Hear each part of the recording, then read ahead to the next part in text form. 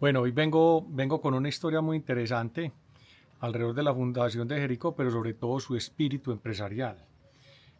A partir de la fundación de Jericó con Santiago Santa María, empezó un pueblo a erigirse con mucha alcurnia, muy basado en las tradiciones del emprendimiento, la educación, la cultura, todas las creencias religiosas alrededor de la religión católica. Ahorita hablaremos de eso, pero tuvo sobre todo un gran proceso de desarrollo empresarial que no necesariamente funcionó en todos los municipios de Antioquia. Y algunas de las compañías que hoy vemos en Medellín tuvieron en cierta medida génesis en Jericó. Entonces Jericó tuvo mucha pujanza, además de por ser un cruce de caminos. En Puente Iglesias ya hablaremos de eso un poco. Se volvió bastante relevante y con el liderazgo de Santiago Santamaría y otros personajes empezó en un proceso de crecimiento bastante interesante. Entonces, por ejemplo, Carlos Klinker, que fue un inmigrante alemán que dejó 13 hijos en Jericó en la década de 1850, que llegó a Jericó, él desarrolló la cerveza Juapa o Juapá. Entonces Jericó tuvo su propia cervecería.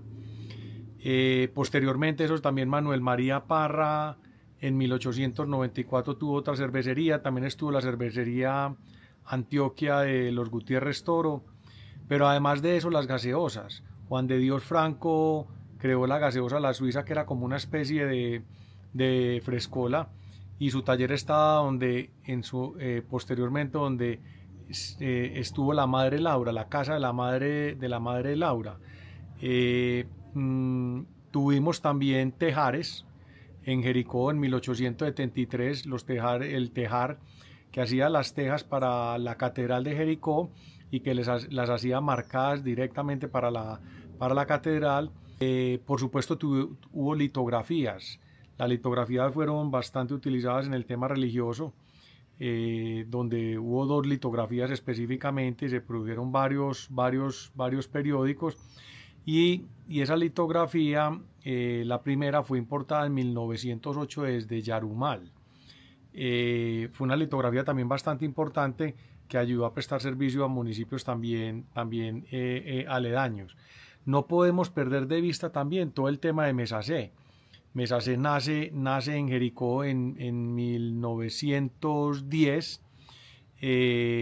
Jericó en su momento, a finales de 1800, producía mucha panela. Se habla de más o menos 4.800 cargas de panela al año, y fue cuando Antonio de Jesús Mesa Caballero fundó Mesa C, y además venía de una serie de talabarterías también pequeñas que había en el territorio, pero ya después, con su visión, se mudó a Medellín y creció lo que hoy es Mesa C.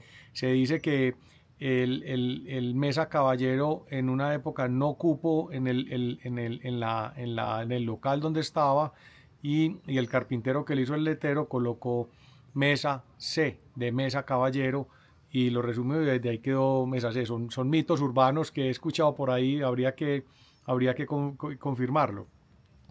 Pero también el chocolate. Jericó tuvo chocolatería. Se dice que Chocolate Cruz Roja, posteriormente, cuando nació 4 años posteriormente, la Nacional de Chocolates, absorbió diferentes pequeñas chocolaterías, entre ellas una de Bogotá, y se dice que esta de Jericó también fue absorbida y pasó a ser parte del mapa de Nacional de Chocolates.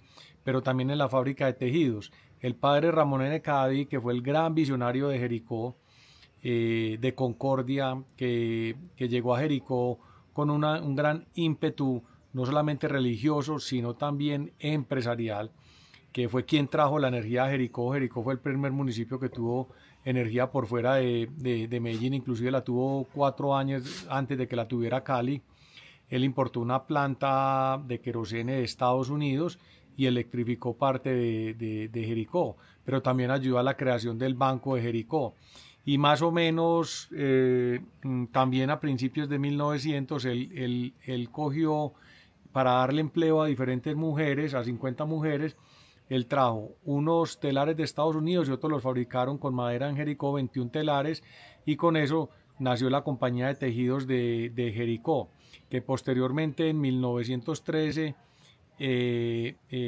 pasan esas acciones, en 1916 pasan esas acciones, se dicen que a Rosellón o a Coltejer, con las respectivas máquinas, y hicieron también parte de esta historia tan bonita de estas dos grandes empresas insignes de Antioquia. Pero el guarniel o el famoso carriel, que el carriel viene de la palabra carry all en idioma inglés, que significa cargar de todo o cargar todo. Este guarniel, el primer guarniel lo hizo Apolonio Arango en 1880. Y esta sí es la verdadera génesis del carriel, y que todos nos sentimos muy orgullosos por toda nuestra historia de campesinos, de arrieros, de comerciantes, y que el carriel fue digamos, un elemento fundamental en toda la historia de la génesis de Antioquia. Entonces, es una historia, digamos, bastante interesante, pero además de eso, contar que el padre Cadavid fue demasiado emprendedor.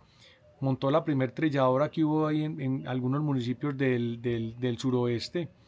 Se habla de más o menos de 1898, y el padre Cadavid, cada que venía un feligrés, y dependiendo del número de penas, lo mandaba a sembrar X número de cafetos para posteriormente empezar a crecer el cultivo del café en Jericó. Fue un padre bastante emprendedor, como ya lo menciono, y de ahí viene yo diría también como el simbolismo y los hechos reales de cómo un municipio se puede volver más próspero que otros gracias al liderazgo de ciertos personajes que no solamente bajo la fe católica, bajo la iglesia, pero sino también del emprendimiento, le dieron un impulso muy, muy importante a Jericó. Jericó tenía también muy pocos limosneros, aunque tenían que pedir licencia para poder pedir limosna. Se habla que en 1890 habían 21 limosneros, pero también había cosas muy particulares que me llamaron mucho la atención. Todos los hoteles y establecimientos cerraban a las 10 de la noche, y si alguien quería dar serenata tenía que pedir permiso a las diferentes autoridades. Y volviendo al tema de Puente Iglesias, recuerden que la vez pasada hablamos de Puente Iglesias con Coroliano Amador en sus tierras allá abajo, cómo promovió este puente que construyó José María Villa. Don Manuel Uribe Ángel decía también en su momento que Jericó era uno de los pueblos más ricos e industriosos del estado en su momento. Por allá por Puente Iglesias, por ese cruce de caminos, pasaron más de 5.000 jinetes a finales de 1800 en un año. Inclusive pasaron casi 20.000 peatones, se habla como de 18.000 y pico de peatones, pero también 7.600 y pico de cargas de diferentes tipos de mercancías, que se habla que el producto bruto que pasó por allí en oro sumaba más o menos 2.616 pesos. Entonces, un municipio próspero y un municipio bastante cultural, con una gran diversidad, con diferentes tipologías de sectores productivos asentados en el territorio, y un municipio que ha hecho, digamos, gala de la historia de Antioquia, de la pujanza y de cómo se puede emprender y se puede tener municipios cultos, organizados y demás.